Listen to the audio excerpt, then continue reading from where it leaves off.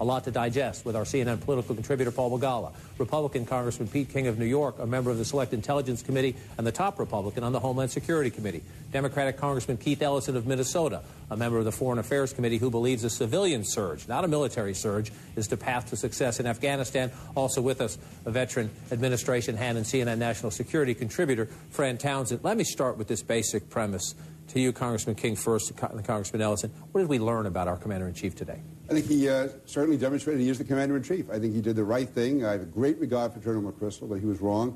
And by removing General McChrystal but bringing in General Petraeus, who is a military genius, the President, I think, maximized the situation. Now his burden, though, is to provide the same type of discipline over his civilian team. I mean, this dysfunction and confusion that's going on among his civilian advisors and the Vice President and secretaries, it just can't go on. It has to be ended. It has to be one team speaking with one voice. Is it dysfunction and confusion, as your colleague says, from the Republican side, or is it a debate, a disagreement in the top circles of the administration about policy that is too often, in the President's view, spilling into public?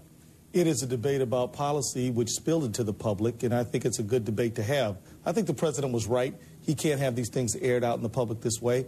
But at the end of the day, is the policy right? I think that the counterinsurgency policy wasn't the right thing. We needed a counterterrorism policy along with a strong civilian surge to help stabilize Afghan society. I think that's an important debate for us to have, and I think that we've seen it displayed in public. Are you any more confident in the military strategy now that it's Petraeus, not McChrystal? And I ask in the context of, if you have to vote in the near future, as you will, on funding for these troops, yes or no? Same menu, different waiter. We need a new policy. So you'll vote no on the money for the troops? That's right. Paul, I want you to weigh in, but first I want you to listen to something the President said today, because many viewed this as a test of the President's resolve, some in Washington saying it was a test of his spine. Listen to the President. I don't make this decision based on any difference in policy with General McChrystal, as we are in full agreement about our strategy. Nor do I make this decision out of any sense of personal insult. Really? Yes. I mean, he's Mr. Spock. He's remarkably cool. The only person capable, apparently, of angering him is James Carville, who we can't fire because he works for us here at CNN. I talked to a lot of senior White House aides. The President was what you would want. He was resolute. He was very serious. He was very professional about it, wanted to hear from all sides. But I think Congressman King is right. He showed spine. He asserted civilian control of the military. And he did send that message, believe me, in private as well as in public, to his national security team. Get with the program and don't test me, because now he's been tested, and I think he came up looking very strong. But what does it say about the team? You were around in the Bush administration when they were debating the surge, debating Afghanistan, debating things in Iraq. What does it say if the team does have these disagreements still? Well, it's okay to have the disagreements. It's okay to have the debate. That's what you have the White House Situation Room for. But that's where they're supposed to remain. And what the President was asserting was his right to make the ultimate decision and have everybody, when they walk out of that room, prepared to execute it or leave. And to Congressman King's point, there has been some confusion in the senior ranks. What is Ambassador Holbrooke's role? What about Ambassador Eikenberry in Kabul? And so this is an opportunity now, frankly. He's cleaned up. He's made it very clear on the military side. He needs to do the same thing, and I think we saw him send that message on the senior civilian side. Does he need to do more? Yeah, he does, because it's not just the debate. It's the impact it has in Afghanistan. When you have Secretary Clinton, Secretary Gates saying there's not going to be a large pull-down of troops in July of 2011. And then Joe Biden says there's going to be a whole lot of troops coming out. And he says that repeatedly. And you have this fight between Gates and Biden going on. That causes real confusion over in Afghanistan among our allies. And they're wondering, are we going to pull out and just leave them there? We have to show there's a real resolve.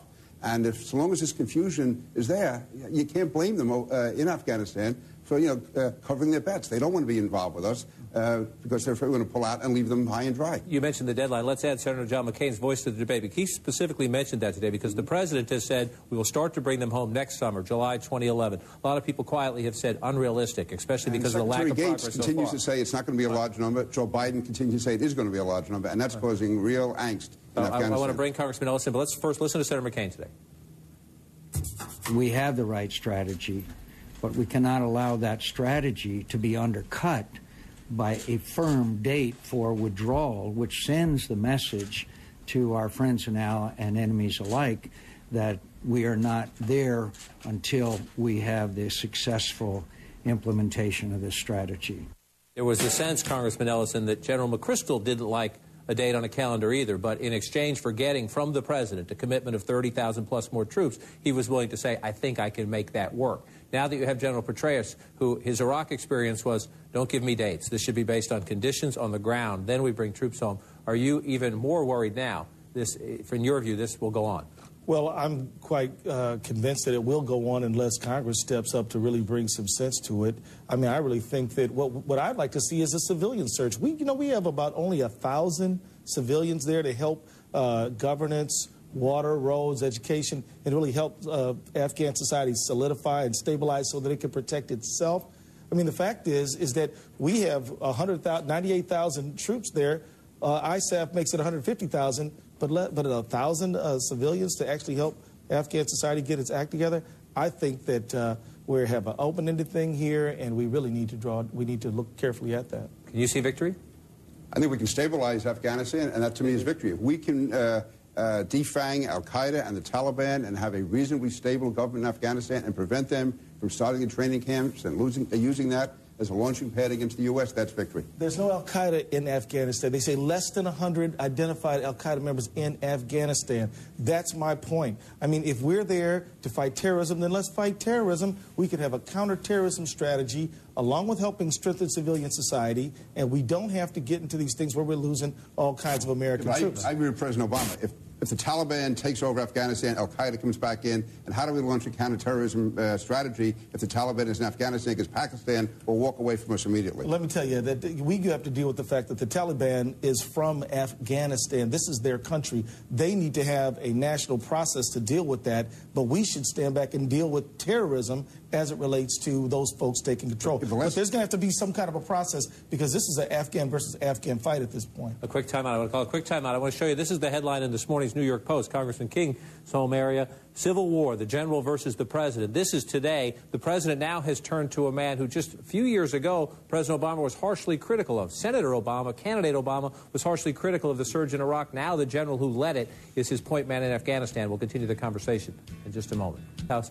Congressman King, in your statement today, you said essentially, I'm paraphrasing, but it's about time the president took charge of this process, referring to some disagreement within the others in the race. Has he been lacking in that regard? I think he has. I mean, you have this open dispute between Joe Biden and Secretary Gates and Secretary Clinton. You have Ambassador Eikenberry, General Jones, President Karzai, and then General McChrystal being in the middle of it. I mean, I can almost understand General McChrystal's frustration. There's no excuse for what he said, but being on the ground and trying to convey one message to the Afghan government, then you have General Jones, Ambassador Holbrooke, Joe Biden, Hillary Clinton, Bob Gates, all saying different things. And that's wrong. You can't send a mixed message to somebody who wants to be your ally, especially when you're talking about life and death and you're talking about time limits. You know these guys very well, Paul. Do they think they have a problem internally? Again, people love an open and vigorous debate, but when it spills over like this, do they think they have a problem? I think it has, with the exception of McChrystal, who last year was leaking like a sieve in trying to pressure the policy process.